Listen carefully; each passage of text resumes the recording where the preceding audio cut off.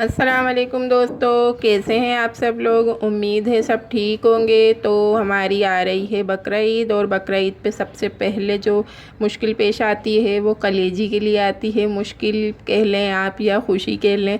तो सबसे पहले बकरा ईद वाले दिन सुबह ही सुबह कलेजी बनानी होती है, और उसके लिए हमें सबसे बड़ी परेशानी ये होती है कि कलेजी गलती नहीं है, कलेजी की स्मेल आ रही है। तो आज मैं इन दोनों चीज़ों से आपको छुटकारा दिलाऊंगी। पत्थर की तरह आपकी कलेजी नहीं होगी, बल्कि मक्खन की तरह आपकी कलेजी नरम होगी, और इसमें बिल्कुल भी स्मेल नहीं आ रही होगी, बल्कि इसमें अच्छी सी खुशबू आ रही होगी।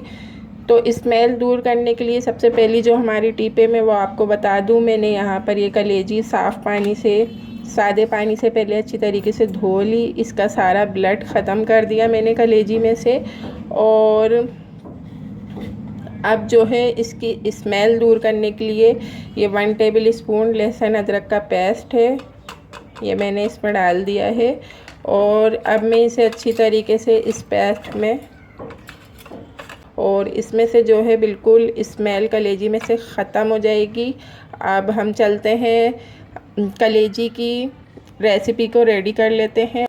तो यहाँ पर मैंने अपने सारे इंग्रेडिएंट्स निकाल के रख लिए हैं। आप देख सकते हैं फ्रेंड्स कि मैंने 1 पाव कलेजी लिए, जबकि बकरा ईद पे 1 किलो 2 किलो पकेगी। लेकिन आप जितने भी मैं इंग्रेडिएंट्स दिखाऊँ आप इसके डबल टिबल बढ़ा लें और आराम से इजीली इस रेसिपी को फॉलो करें। यहाँ मैंने 1 पाव कलेजी ली है, और 1 छिटाक मैंने ऑयल लिया है। अगर से आपकी 1 किलो कलेजी हो तो आप 1 पाव ऑयल ले लीजिएगा। और यहाँ पर मैंने ली है 2 बड़े अदद की ऑनियन, और 2 दरमियाने साइज़ के मैंने टमाटर लिए हैं। और मैंने ऑनियन को बहुत अच्छे तरीके से, आप देख सकते हैं, मैंने इससे बिल्कुल भी ब्लेंड नहीं किया है, चॉप किया है। आप चाहें तो इसे किसी कद्दूकश में भी कर सकते हैं, और चाहें तो ये मेरा प्यारा सा खूबसूरत सा ब्लेंड है और चॉपर है। ये बहुत ही अच्छा चॉपर है, आप भी इसे परचेज़ कर लें और आप भी आसानियों में आ जाएं। ज़्यादातर मैं अपनी रेसिपीज़ खाने घर के जो भी बनाती हूँ इसी चॉपर को यूज़ करती हूँ, काम बिल्कुल आसान हो जाता है। अच्छा, तो ये हो गई हमारी चॉपिंग की बात। ये मैंने टमाटर भी इसी में ही अच्छे तरीके से ज़्यादा चॉप कर लेती हूँ तो इसका पेस्ट बन जाता है। ये चॉप हो गए। और यहाँ लिया है मैंने लहसुन अदरक का पेस्ट 1 टीस्पून, और हरा धनिया है गार्निश के लिए, और मैंने 2 चिली ली हैं बस गार्निश के लिए। और मैं थोड़ी सी मिर्चें कम रखती हूँ। ज़्यादातर रेसिपीज़ में आप बेशक इसमें मिर्चों को अपने हस्ब जायका रख लिया करें। अच्छा, तो बाकी ये है हमारी हल्दी 1 चुटकी ही लिए, और आधी चमची मैंने लाल मिर्च का पाउडर लिया है, और गरम मसाला भी मैंने 2 चुटकी लिया है। और ये है हमारा कुटा हुआ धनिया, ये लिया है मैंने 1/2 टीस्पून। और ये है ज़ीरा, ये भी मैंने 2 चुटकी ही लिया है। तो चलते हैं अब रेसिपी को रेडी कर लेते हैं। बिस्मिल्लाहिर्रहमानिर्रहीम। तो फ्रेंड्स, मैंने यहाँ पर अपना प्यारा सा ये पॉट रख लिया है, और है ऑयल। और अगर से हम प्याज इस तरीके से चॉप करके नहीं डालते हैं तो हमारी प्याज सालन में खड़ी खड़ी सी आती है, वो अच्छी नहीं लगती। और मैंने अभी ऑयल में प्याज डाल दी है। हम अपनी प्याज को गोल्डन ब्राउन करेंगे। जैसे हम अपनी कटिंग की हुई प्याज को करते हैं वैसे ही हम इस चॉप की हुई प्याज को भी गोल्डन ब्राउन करते हैं। तो फ्रेंड्स, जब तक कि हमारी प्याज लाल हो रही है, और मैं आपको ये बता दूं कि कलेजी पत्थर की तरह क्यों हो जाती है, वो गलती क्यों नहीं, तो आप इसमें मेरे इंग्रेडिएंट्स में सबसे ख़ास बात चेक करें कि आपको यहाँ पर भी कहीं भी सॉल्ट नज़र नहीं आएगा, क्योंकि सॉल्ट हमें रेसिपी के बिल्कुल लास्ट में यूज़ करना है। जब कलेजी हमारी रेडी होगी, बिल्कुल गल चुकी होगी, तो हम इसमें सॉल्ट ऐड करेंगे।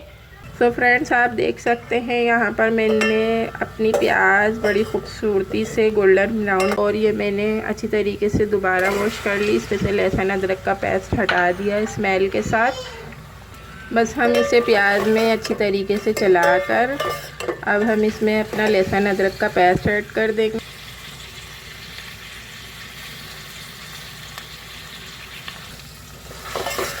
और लहसुन अदरक के बाद अब हम अपना ये हल्दी पाउडर भी इसमें ऐड कर देंगे, और साथ ही हमारी ये चली जाएगी पिसी हुई लाल मिर्च। अब हम इसे थोड़ा सा भून लेंगे।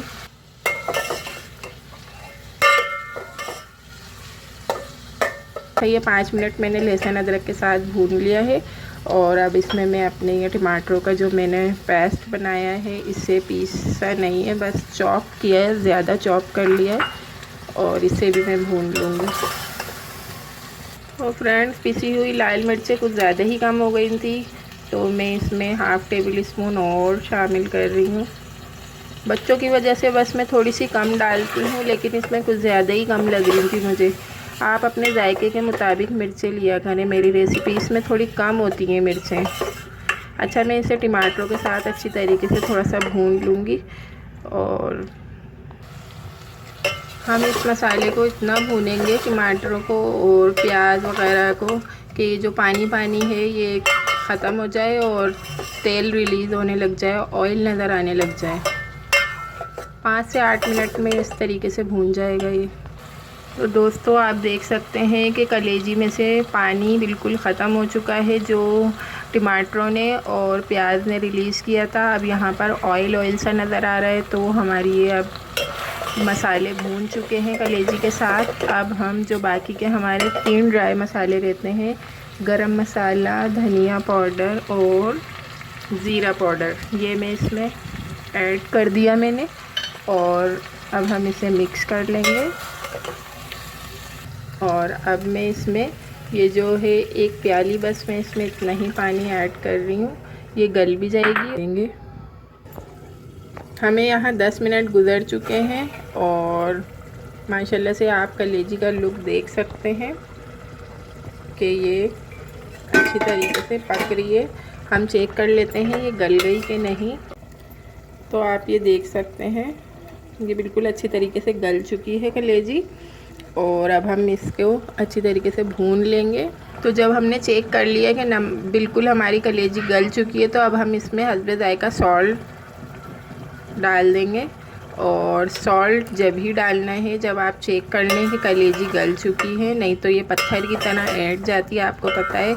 और अभी ये बिल्कुल नरम है, हाथ से उंगलियों से मक्खन की तरह आराम से टूट रही है और माशाल्लाह से ये अब लास्ट भून चुकी है। भूनते हम इसलिए इसे ज़्यादा है कि मसाले और जो कलेजी है वो बिल्कुल ही अपनी स्मेल ख़त्म कर दी होती। ये रेडी है और इसका फ्लेम थोड़ा अभी हाई है। अब मैं इसमें ये हरी मिर्चें गार्निश कर दूंगी और अब मैं इसका फ्लेम बिल्कुल लो कर दूंगी।